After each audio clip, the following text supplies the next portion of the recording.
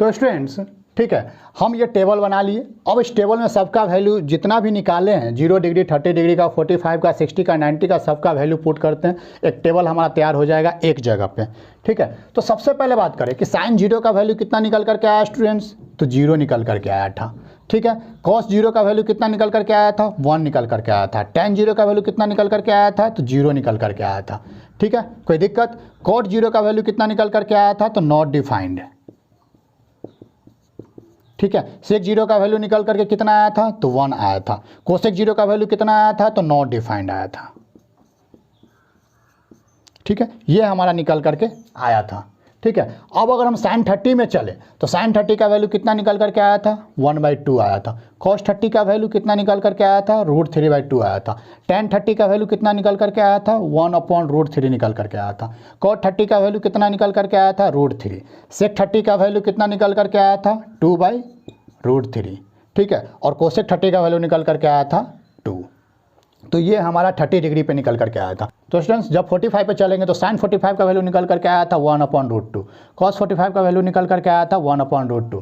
Ten 45 का value निकल करके आया था 1। तो कॉट 45 का वैल्यू कितना, 1 निकल करके आया था। सेक 45 का वैल्यू आया था निकल करके √2 और कोसेक 45 का वैल्यू निकल करके आया था √2। अगर हम 60 में चले, ठीक है, तो साइन 60 का वैल्यू निकल करके आया था √3/2 और कॉस 60 का वैल्यू निकल करके आया था 1/2।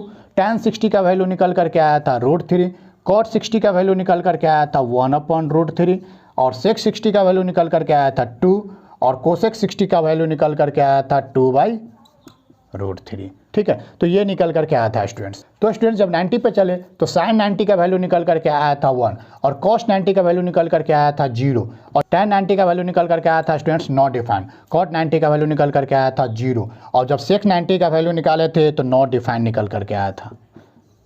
ठीक है, कोई दिक्कत है स्टूडेंट्स। और कोसेक 90 का वैल्यू जब निकाले थे तो 1 निकल करके आया था। ठीक है, तो स्टूडेंट्स इस प्रकार से हमारा पूरा का पूरा टेबल तैयार हो गया। इस टेबल को आप लोग को क्या करना है, याद कर लेना है, ताकि इस प्रकार से क्वेश्चन जब भी आए, ठीक है, जब भी आपके सामने इस बेसिस पर क्वेश्चन आए तो आप लोग क्वेश्चन को क्या कर सकते हैं, चुटकी में बना सकते हैं। जब तक ये फॉर्मूला याद नहीं होगा या जब तक इसका रेशियो याद नहीं होगा तब तक आप लोगों को क्वेश्चन बनाने में क्या लगेगा, बहुत ही हार्ड लगेगा। जो भी हमारा स्पेसिफिक एंगल पड़े तो चाहे 0 का, चाहे 30 का, चाहे 60 का, चाहे 45 का, चाहे 90 का, उस पर प्रॉब्लम एक हमारे सामने है। ठीक है, जिसमें आपको क्या कह रहा है, इसका वैल्यू फाइंड आउट करना है। ठीक है, जिसमें आपको दे रखा है क्वेश्चन क्या कह रहा है कि cos 60 multiply by cos 30 plus sign 60 multiply by sine 30, इसका वैल्यू फाइंड आउट कीजिए। तो ये तो सबसे ईजी है स्टूडेंट्स।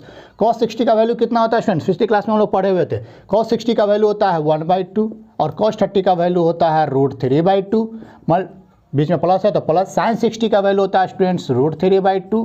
ठीक है, मल्टीप्लाई बाई साइन 30 का वैल्यू होता है 1/2। तो ये हमारा वैल्यू होता है। दोनों को क्या कीजिए, जो भी मल्टीप्लाई वाला है मल्टीप्लाई कर लीजिए। √3 को 1 से मल्टीप्लाई करेंगे, √3 नीचे में 2 जा कितना हो जाएगा स्टूडेंट्स 4। ऊपर में √3 और 1 को मल्टीप्लाई करेंगे तो कितना हो जाएगा, √3 और 2 जा कितना हो जाएगा 4। जब इसको आप ऐड कीजिएगा तो डिनोमिनेटर में 4 का 4 आ जाएगा और ये √3 प्लस कितना हो जाएगा √3।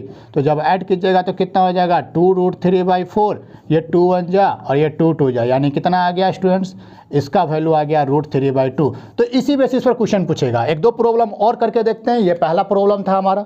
तो स्टूडेंट्स अगला प्रॉब्लम फिर से हमारे सामने है, जिसमें क्या कह रहा है, ठीक है, इसको समझिएगा। इसमें कह रहा है कि sine 60 plus cos 30 upon 1 plus sine 30 plus cos 60, दोनों 30 और 60 का। अब हमको इसमें क्या करना है, बस साइन 60 और cos 30 का फार्मूला, साइन 30 और cos 60 का फार्मूला याद होगा, सब पर वैल्यू पुट कीजिए और निकाल लीजिए। ठीक है, तो हम लोग जानते हैं कि अगर साइन 60 का फार्मूला एक एक करके लिख लीजिए। अगर आपको प्रॉब्लम हो रहा है याद करने में, समझने में, तो पहले एक जगह लिख लीजिए। साइन 60 का फार्मूला होता है स्टूडेंट्स √3/2। इसके बाद cos 30 का फार्मूला होता है स्टूडेंट्स √3/2।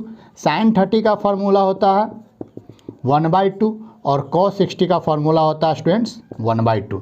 तो ये फार्मूला जो चारों हमको यहाँ पर क्या करना है, निकालना है। ठीक है, तो साइन 60 का फार्मूला पुट कीजिए, √3/2 प्लस cos 30 का फार्मूला √3/2, 1 प्लस साइन 30 का फार्मूला 1/2 प्लस cos 60 का फार्मूला 1/2, सब जगह पुट कर दीजिए। अब इसको सॉल्व कर दीजिए। जब इसको सॉल्व कीजिएगा, ठीक है, तो ऊपर वाला का डिनोमिनेटर सेम है, तो ये हो जाएगा 2√3, √3 प्लस √3 2√3 अपॉन में 2 अपॉन, ठीक है, ये कितना हो जाएगा, तो इसके डिनोमिनेटर में 2, ये इसके नीचे कुछ नहीं है, तो 2 1 2 जा 2 प्लस 1 प्लस 1, यही हो जाएगा। तो ये हो गया ठीक है, इसको आप काट सकते हैं, 2 कट गया, ठीक है, 2 से 2 तो √3 अपॉन ये कितना हो गया 2 1 3 3 1 4 4 अपॉन 2 कट के कितना आ गया 2, यानी इसका वैल्यू आ गया स्टूडेंट्स √3/2। तो इस प्रकार से हम क्या कर सकते हैं, किसी भी क्वेश्चन को आसानी तरीका से सोल्व कर सकते हैं। एक और क्वेश्चन देखते हैं स्टूडेंट्स।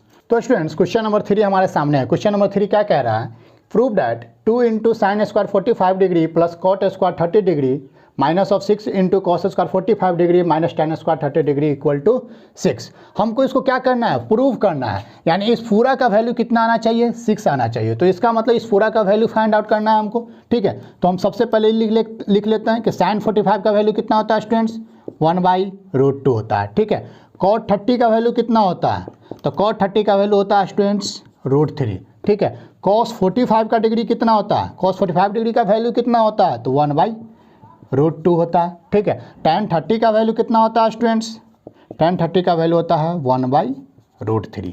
तो ये वैल्यू हमको जो इसमें डालना है उसके बारे में है, ठीक है। अब हम इसको सॉल्व करने की तरफ चलते हैं, ठीक है। सॉल्यूशन 2 × sin 45 का होल स्क्वायर, sin 45 का वैल्यू 1/√2 है, तो ये हो जाएगा 1/√2 का होल स्क्वायर, ठीक है। इसको बड़ा वाला कर देते हैं, 1/√2 का होल स्क्वायर प्लस cot 30 का वैल्यू कितना होता है स्टूडेंट्स, √3, तो इसका है √3 का स्क्वायर, ठीक है, ये बंद, ठीक है, माइनस 6 × cos 45 का वैल्यू 1/√2, तो ये हो जाएगा 1/√2 का होल स्क्वायर, ठीक है, माइनस ये माइनस में है, tan 30 का वैल्यू 1/√3, तो ये हो जाएगा 1/√3 का होल स्क्वायर। यानी इसको हमको क्या करना है, सॉल्व करके कितना आना चाहिए, 6 आना चाहिए।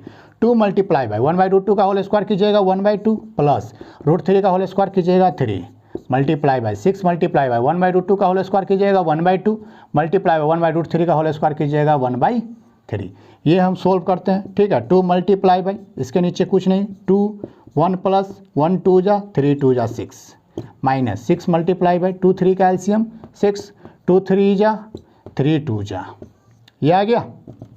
2 × ये कितना हो गया 7/2 मल्टीप्लाई बाय 6 मल्टीप्लाई बाय 1/6, यही आ गया, ठीक है। अगर आप यहाँ पर ध्यान से देखें, ठीक है, तो ये 6 और ये 6 कैंसिल आउट होगा और ये 2 कैंसिल आउट होगा, यानी क्या निकल करके आ गया, यहाँ से आ गया 7 माइनस यहाँ से आ गया 1, यानी कितना आ गया स्टूडेंट्स 6 आ गया। तो क्या यही प्रूफ करना था। तो इस प्रकार से, ठीक है, जो भी हमारा एंगल का वैल्यू होगा उस एंगल के वैल्यू को पुट करके हम क्या कर सकते हैं, क्वेश्चन को सोल्व कर सकते हैं। और आसानी से बनाने के लिए ये हमको रेशियो, जितना भी रेशियो था स्पेसिफिक एंगल का, वो रेशियो क्या होना चाहिए, याद होना चाहिए स्टूडेंट्स, ये ध्यान रखिएगा, ठीक है। तो स्टूडेंट्स मिलते हैं कुछ और क्वेश्चन और अगले टॉपिक के साथ अगले वीडियो लेक्चर में। Thank you.